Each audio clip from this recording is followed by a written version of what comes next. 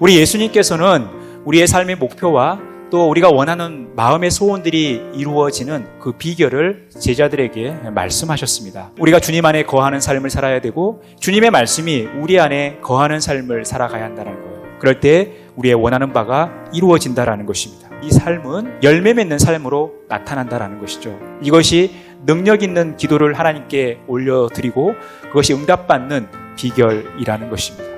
이러한 삶을 통해서 나타난 우리의 삶의 결과물이 OS라는 이름을 가진 주님의 친구라는 것입니다. 첫 번째, 우리가 주님의 친구가 된다는 것은 주님의 세계를 보는 시야를 가진다는 것입니다. 주님께서 이루어 가시는, 주님께서 함께 하시는 주님의 세계가 있다는 거예요. 이 주님의 세계를 보는 시야, 이 안목을 가져야 된다는 거예요. 우리는 이것을 믿음의 눈이라고 이야기합니다.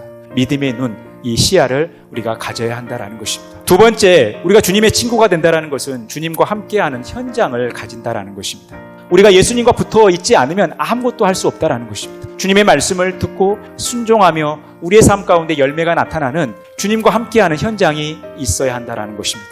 하나님의 말씀이 우리의 삶 가운데 그대로 역사되어지는 우리의 이런 믿음의 증거들이 있어야 된다는 것입니다. 세 번째, 우리가 주님의 친구가 된다는 것은 주님의 비전을 공유하는 것입니다. 주님께서 추구하고 계시는 우리의 미래상을 주님의 비전이라고 이야기하는 거예요. 우리가 열매를 많이 맺게 되면 하나님 아버지께서 영광을 받게 되고 예수님의 제자가 된다는 것입니다.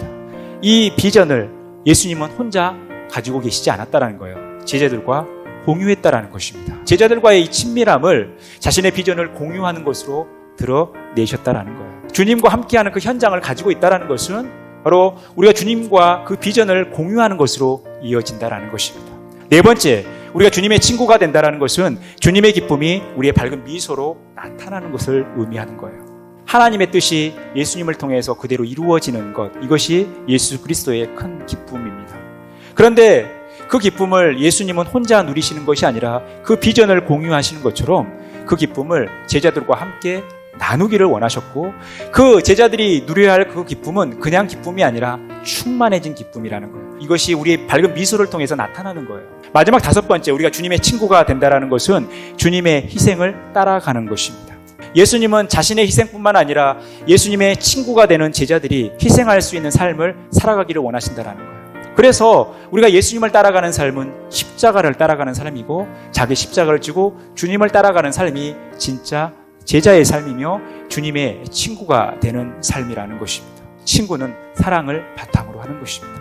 주님께서 우리를 사랑하여 주셨기 때문에 주님께서 우리의 친구가 되어주시고 우리가 주님의 친구가 될 수 있는 것입니다. 우리가 주님께 가까이 나아가는 건강한 러닝맨이 되기 위해서 우리에게 필요한 것은 OS라는 이름을 가진 주님의 친구가 되는 것입니다.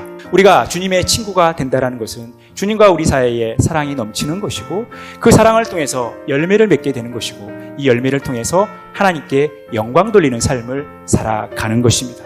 우리가 OS라는 이름을 가진 주님의 친구로서 건강한 런닝맨이 되어 주님께 더 가까이 나아가는 복된 삶 살아가시기를 간절히 축원합니다.